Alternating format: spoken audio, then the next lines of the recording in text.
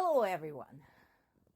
Today, thanks to one of the haters spreading false information about the war in Ukraine, we're going to have to do math. That's what we're doing. Don't worry, it's not anything complicated. It's not like senior level differential equation systems I had to do as part of my heat transfer class. No. It's just basic, very basic. And I'll walk you right through it, so it's not going to be anything difficult. So, thanks to some sensational headlines, thank you, New York Times, there is this perception that U.S. had sent a gazillion dollars to Ukraine that is tanking our economy on par with the billions and billions of immigrants coming across the border, and none of it is accounted for. That is all a lie.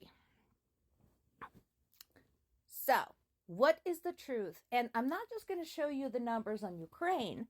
I'm going to show you the numbers on a few other things. First, let me show you my sources. This is from the Department on Foreign Relations. So this is a U.S. source, right?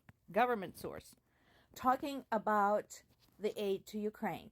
And something to remember, some of the numbers only go through the end of 2023 or October of 2023. So keep that in mind. So there's some differences are possible. So they have this great summary on their site talking about what they sent and where it went. So let's check. This is the breakdown of all of the aid sent to Ukraine: military, financial, and humanitarian. Through October of 2023, this came up to $75.4 billion. And it is a large number. Okay? I want to show you a couple of other numbers before we get into crunching them. So the war in Ukraine so far has been going on almost 2 years. We had some recent wars. Some of them concluded literally just recently. So we had the war in Iraq that lasted 7 years. And during that time, U.S. spent almost $2 trillion. Trillion with a T. Just a reminder, a trillion is 1,000 billions. Okay? And then we also had the war in Afghanistan, which lasted 21 years, during which U.S. had spent $2.3 trillion. This is from the Watson Institute of International and Public Affairs. So I'm showing you all of this so that if you don't believe me, you can verify all of this information on your own. Based on this piece from various sources, actually, various sources agree on this. This specific one is from Peter G. Peterson Foundation, but like I said, this is confirmed by multiple sources. The U.S. spends more on defense in general than the next 10 countries combined. And here is from Statista. Statista is a great site, by the way. If you ever want to look up numbers on anything, they are fantastic. Their sources are great. They list all their sources. They're fantastic. I love them. So this is U.S. Defense spending, and this is in billions of dollars. And then look at the following. So U.S. alone spends almost 3 times as much as China. And we always think about China as like the super militant state. But no. And here's another great chart. This is going back to the first source I quoted, showing you a slightly different view of this. So on the right, the red bar is the U.S. spending, defense spending, and on the left, the colorful bar is all of the countries combined that it beats out. Okay, so now that we have seen all that, we have seen the sources, let me show you my summary. So what I did here, I took wars certain portions of U.S. budget and certain numbers from consumer spending, just for fun, taking my information from Consumer Reports, the economic statistics, etc., and compared them to 1 year's worth of spending on Ukraine. So the war in Ukraine, like I said, has been going on for a couple of years, roughly. Will be 2 years and 5 weeks, thereabouts.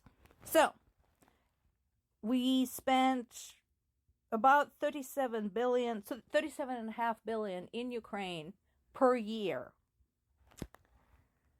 We spent over 7 times as much per year in the war in Iraq, where we didn't even have any business being, and almost 3 times as much per year in the war in Afghanistan, where there is also some questions where we should have been. Now, people are saying, oh my God, this is taking away from our own defense, our education, our economy, our veterans. Okay, all right, great, I got you. So, I went and looked up these categories in the U.S. annual budget. Now, this is federal spending. Remember, this does not include the state spending. So there's some of these categories have a separate state money also. Okay, so at the federal level, we spend per year over 6 times as much on national defense as we spend on Ukraine. On Social Security, we spend almost 9.5 times as much. Social Security should matter to you. Department of Health, so this is Health and Human Services, 6 times as much as we spend on Ukraine. Medicare, 4.5 times as we spend on Ukraine.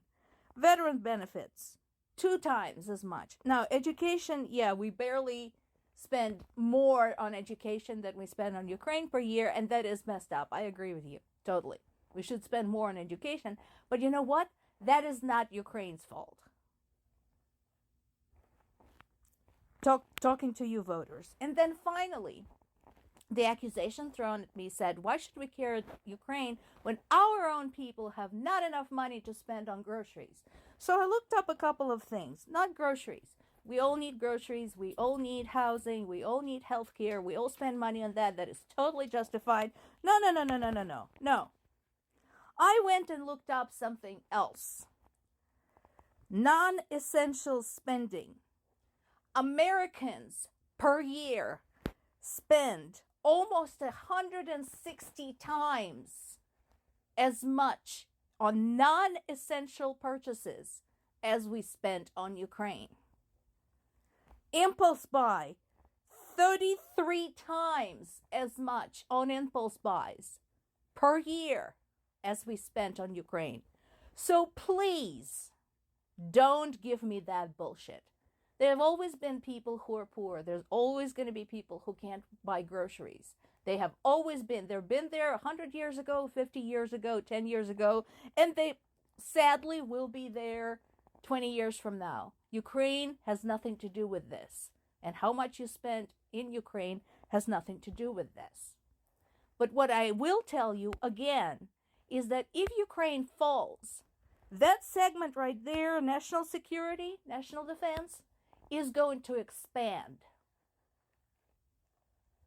You are not going to get more money if you don't send money to Ukraine, because Pentagon is going to start beefing up our defenses against a direct conflict with Russia. I hope you enjoyed this math lesson. Bye.